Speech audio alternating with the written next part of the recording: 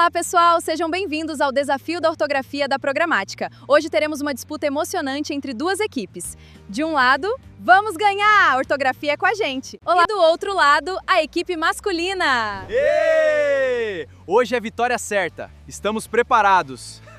Isso! E atenção! No final, a equipe vencedora leva um prêmio especial da Programática. Primeira pergunta para a equipe feminina.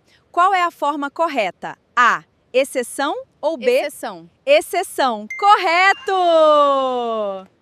Agora a equipe masculina. Qual é a forma correta? A. Beneficiente ou B. Beneficente? Beneficente. Correto!